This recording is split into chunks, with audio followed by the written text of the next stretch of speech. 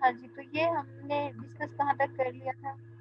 3 phosphoglycerate जो है वो कन्वर्ट हो जाता है 1,3 बिस फॉस्फोग्लिसरेट में, यानी एक फॉस्फेट जो है उसमें मजीद ऐड हो जाता है।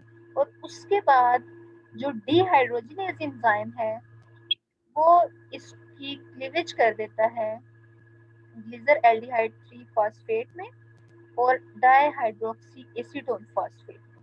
ठीक है, अब जो ग्लिसर एल्डिहाइड 3 फॉस्फेट है उसके अंदर तो आप देख रहे हैं कि कार्बन नंबर 3 पे फॉस्फेट मौजूद है, लेकिन डाइहाइड्रोक्सी एसीटोन में डी फॉस्फेट जो है वो भी आपको नजर आ रहा है दोनों में। अब यहाँ पे हो ये रहा है कि 2 वाटर मॉलिक्यूल आप ऐड करते हैं, ठीक है, और उसके अलावा यहाँ पे जिस तरह से ग्लाइकोलिसिस के अंदर ये हो रहा था कि NAD पॉजिटिव जो है वो रिड्यूस हो रहा था, यहाँ पे भी ये रिएक्शन होगा और ये ऑक्सीडाइज होगा। ठीक है, बाकी सेम है, बिल्कुल ये सेम है जिस तरह से ग्लाइकोलिसिस का रिएक्शन हो रहा था उसके रिवर्स है। तो यहाँ पे ये क्या हो रहे थे, ग्लाइकोलिसिस की सूरत में ये NAD पॉजिटिव जो है ये रिड्यूस हो रहे थे, जबकि ग्लूकोनियोजेनेसिस की सूरत में ये ऑक्सीडाइज होंगे। ठीक है, बाकी इसी तरह से रिएक्शन जो है उसके रिवर्स जाएगा। तो अब यहाँ से ग्लिसरल्डिहाइड 3 फॉस्फेट जो है वो कन्वर्ट हो जाएगा फ्रुक्टोज 1,6 बिस फॉस्फेट। ठीक है, फ्रुक्टोज 1,6 बिस फॉस्फेट में कन्वर्ट होने के लिए एंजाइम कौन सा था? एल्डोलेज। ठीक है, और फ्रुक्टोज 1,6 बिस फॉस्फेट जो है, अब यहाँ पे ये एंजाइम बहुत इंपॉर्टेंट है। जब हम इसकी ग्लूकोनियोजेनेसिस की रेगुलेशन पढ़ेंगे तो आपको अंदाजा होगा कि फ्रुक्टोज 1,6 बिस फॉस्फेटेज है, ये बहुत इंपॉर्टेंट एंजाइम है इसकी रेगुलेशन के लिए। ये जो फ्रुक्टोज 1,6 बिस फॉस्फेटेज है ये इसको फिर फ्रुक्टोज 6 फॉस्फेट में कन्वर्ट करते हैं। ठीक है, और यहाँ से एक इनऑर्गेनिक फॉस्फेट जो है वो रिलीज होता है।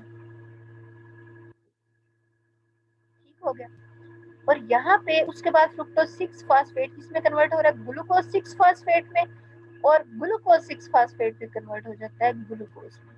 तो यहाँ पे जो 3 इरिवर्सिबल रिएक्शन थे, एक ये फर्स्ट था, ठीक है, ग्लूकोज किस में कन्वर्ट हो रहा है? ग्लूकोज 6 फॉस्फेट में। उसके बाद ग्लूकोज 6 फॉस्फेट फ्रुक्टोज 6 फॉस्फेट में कन्वर्ट हो रहा था।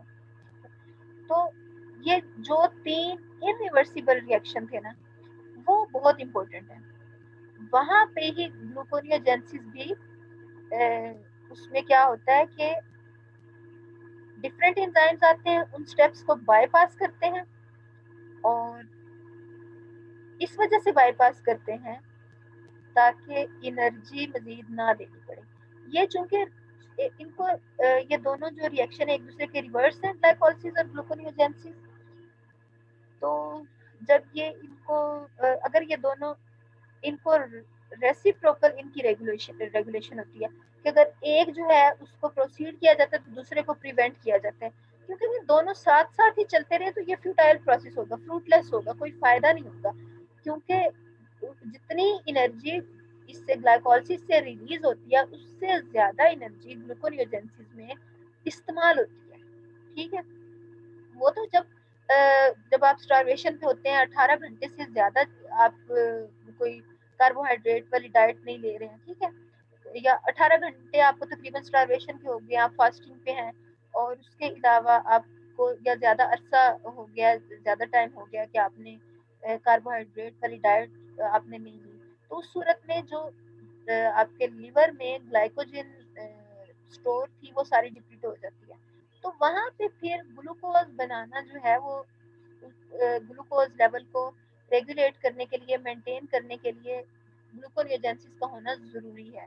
लेकिन अगर ग्लूकोज पहले से ही मौजूद है तो फिर उसके साथ ही ये जो ग्लूकोनियोजेनेसिस है ये नहीं चलाई जाएगी, क्योंकि जितनी एनर्जी एनर्जी आप ग्लाइकोलिसिस से रिलीज करवा रहे हैं उससे ज्यादा एनर्जी ग्लूकोनियोजेनेसिस में आप फिर दोबारा से लगा के फिर ग्लूकोज बना दें। ठीक है, ये फिर फ्रूटलेस होगा। इसीलिए रेसिप्रोकल रेगुलेशन होती है ग्लाइकोलिसिस की और ग्लूकोनियोजेनेसिस की। अच्छा खैर, मैं इससे ना वो फ्लो नहीं रह गया बाद में, जिस रिकॉर्डिंग जिस तरह पहले चल रही थी दरमियान में स्टॉप हुई थी। चले खैर हो ही गया। तो कोई ऐसी बात जो आपको ना समझ आई हो इसमें तो आप पूछिए। मैं दूसरा आपके साथ शेयर कर देती हूँ जो इनके स्ट्रक्चर भी साथ बना हुआ था। हाँ जी आप पूछिए। मैम एक क्वेश्चन पूछना मैंने। मैम हमने तो नॉन कार्बोहाइड्रेट सोर्स से शुरू करना था, लेकिन यहाँ पे हम पायरुवेट से शुरू कर रहे हैं। पायरुवेट जो है वो कार्बोहाइड्रेट नहीं है, ठीक है। और पायरुवेट हमें कहाँ कहाँ से मिलता है, जब फैट्स का मेटाबॉलिज्म होता है तो वहां से हमें डायरेक्ट पायरुवेट नहीं मिलता, हमें मिलता है एसिटाइल को ए, और एसिटाइल को ए को फिर कन्वर्ट किया जाता है पायरुवेट में। उसके अलावा लैक्टेट जो है वो पायरुवेट में कन्वर्ट हो जाता है, ठीक है। जिस तरह पायरुवेट हमने कहा है ना कि पायरुवेट के 3 फेट्स होते हैं, तो हमने उसमें कहा कि ये एथेनॉल एक जगह पे अगर इसकी जब फर्मेंटेशन होती है पायरुवेट की तो ये उसमें कन्वर्ट हो जाता है, अल्कोहलिक फर्मेंटेशन भी होती है, ठीक है, एथेनॉल में कन्वर्ट हो जाता है या फिर उसमें लैक्टेट में कन्वर्ट हो जाता है। तो लैक्टेट जो है आप इस प्रोसेस को रिवर्स भी कर सकते हैं, लैक्टेट को आप किस में कन्वर्ट कर सकते हैं, पायरुवेट में। तो लैक्टेट जो है वो भी एक ऑर्गेनिक मॉलिक्यूल है, लेकिन वो कार्बोहाइड्रेट नहीं है, हालांकि उसमें भी कार्बन हाइड्रोजन और ऑक्सीजन की जो रेशियो है ना वो बिल्कुल कार्बोहाइड्रेट्स की तरह ही है, लेकिन वो कार्बोहाइड्रेट नहीं है, ठीक है। वो उसकी जो कुछ स्ट्रक्चर है ना वो एलानिन से मिलता जुलता है, अमाइनो एसिड से।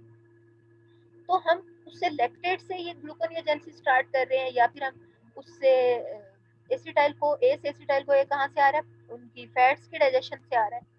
तो इस वजह से हम ये कहते हैं कि अगर कार्बोहाइड्रेट्स नहीं है तो फिर हम नॉन कार्बोहाइड्रेट सोर्स को इस्तेमाल करते हैं, एलानिन है उसको पायरुवेट में कन्वर्ट करके और इसमें ले आते हैं, ठीक है।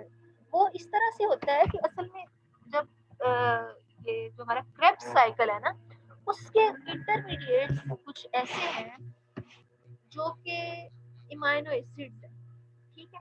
जैसे ऑक्सैलो एसीटेट जो है ये एक ब्रांच पॉइंट है, यहाँ पे फैट्स के मेटाबॉलिज्म से जो हमें ऑब्टेन होते हैं वो उनको हम क्रेब्स साइकिल में एंटर करवा सकते हैं, ठीक है। और क्रेब्स साइकिल से फिर आप ऑक्सैलो एसीटेट बना सकते हैं। जब हम ऑक्सैलो एसीटेट वाला साइकिल अभी वैसे किसी फाइल से निकल जाएगा, लेकिन चलो मैं उसको नहीं खोलती, कंफ्यूजन नहीं होगी, जब तक हम उसको सारा पढ़ेंगे तो आपको तब ज्यादा अच्छे से समझ आ जाएगी कि वो ऑक्सैलो एसीटेट जो है ना, हम यानी इमाइनो एसिड्स को उसमें क्रेब्स साइकिल में डाल के ऑक्सैलो एसीटेट में कन्वर्ट करते हैं, और ऑक्सैलो एसीटेट जो है वो फिर यहाँ से ये देखिए इसका जो फर्स्ट है ही इसका पॉइंट ही ऑक्सैलो एसीटेट है, तो वहां से फिर हम स्टार्ट करते हैं, ठीक है। तो इस तरह से नॉन कार्बोहाइड्रेट सोर्स से फिर हम ग्लूकोज बनाते हैं। अब यहाँ पे आप एक दफा इसको फिर देख लीजिए,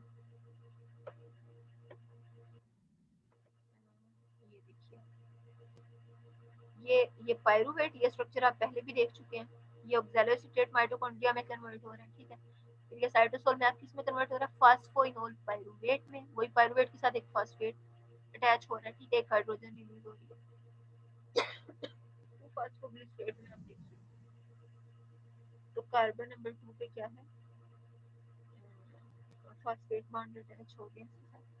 अच्छा अब इसमें 3 फास्ट कार्बन नंबर 3 पे आप देखिए 3 फास्फोग्लिसरेट में फास्फेट बॉन्ड अटैच है, ठीक है। अब यहाँ पे एक फास्फेट और ऐड हो गया, पहले ये था 1,3 bis फास्फोग्लिसरेट हो गया, और उसके बाद आप देखिए कि एक फास्फेट यहाँ से जब रिलीज होता है तो ये कन्वर्ट हो जाता है ग्लिसरॉल्डिहाइड 3 फास्फेट में, और यहाँ पे फिर फ्रुक्टोज 1,6 bis फास्फेट जो बहुत इंपॉर्टेंट एंजाइम है और लिवर और किडनीज के सेल्स के एंडोप्लाज्मिक रेटिकुलम में होता है।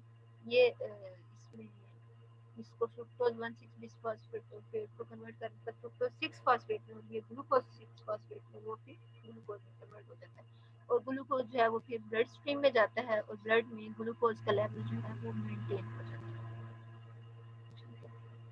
तो ये हमारा आज तक। हाँ जी कोई बात जो ना क्लियर हुई हो आपको।